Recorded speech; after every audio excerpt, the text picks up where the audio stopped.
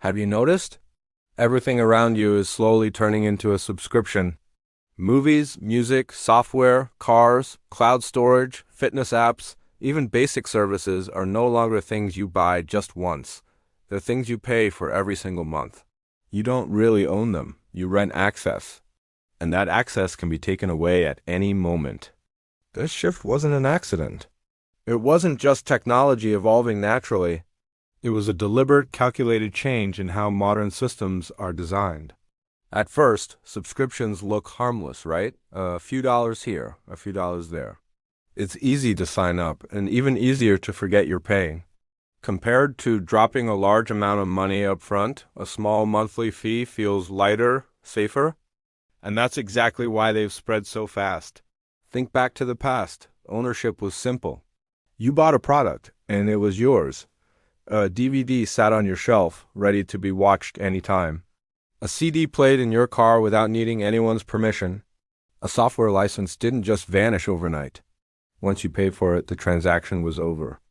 Today, the transaction never ends. With subscriptions, the payment continues, month after month, year after year. The product, the service, the access, it only exists as long as you keep paying. The moment you stop, it all disappears. Your files, your favorite shows, your creative tools. This simple change fundamentally shifts the balance of power. Let's be clear. Subscriptions aren't designed to benefit you first. They're designed to benefit the companies.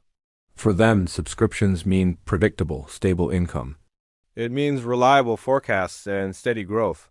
Investors absolutely love this model because it removes uncertainty. Instead of the risk of selling you a product one time, they can sell you continuity. They don't want customers anymore. They want long-term users who are locked inside their system. Over time, these subscriptions don't feel expensive. They feel invisible. $10 here, $15 there, another small monthly fee you barely notice.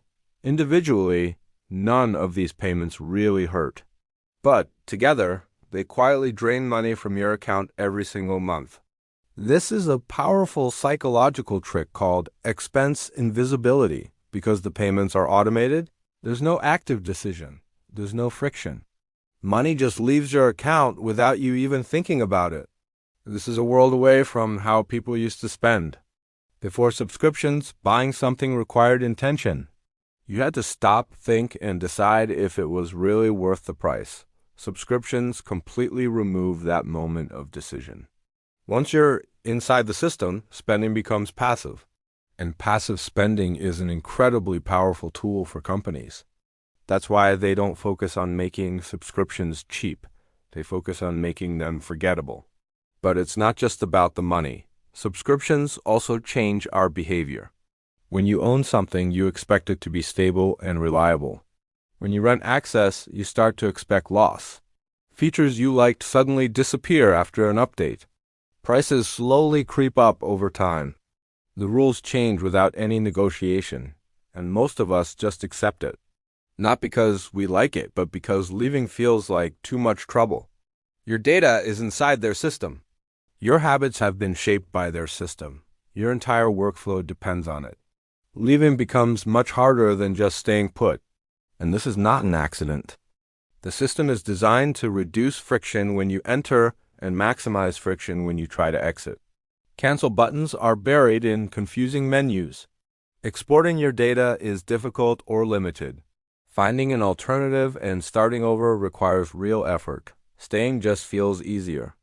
That's why even products that have no business being a subscription are becoming one. We're seeing car companies lock basic features like heated seats behind a monthly paywall, printers that require a subscription for ink, smart home devices that lose their core functionality if you don't have an active plan. The physical product still exists in your home, but your access to it is conditional. Once ownership disappears, control shifts completely to the company. They decide what you can use, when you can use it, and how much it's going to cost you. Now, this doesn't mean all subscriptions are evil. Some are genuinely useful. Some lower the barrier to entry, making powerful tools and vast libraries of content accessible to more people. But it does mean we have to recognize that the system is optimized for the providers, not for us, the users. Convenience became the trade-off. We trade ownership for simplicity. We trade control for comfort. We trade freedom for ease of use. And most people never consciously agreed to that trade. It happens slowly, quietly, one small subscription at a time.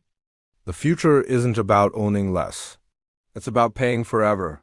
Understanding this isn't about rejecting every subscription. It's about choosing them intentionally. It's about knowing that the cost isn't just financial, it's structural. Because once everything is rented, nothing truly belongs to you anymore. This isn't just about technology. It's about the design of the systems that run our lives. And those systems rarely, if ever, reverse themselves. Inside the system, your access is always temporary. But their control is permanent. Thanks for watching. If this made you think, consider subscribing. It's one way to make sure you don't miss what's next.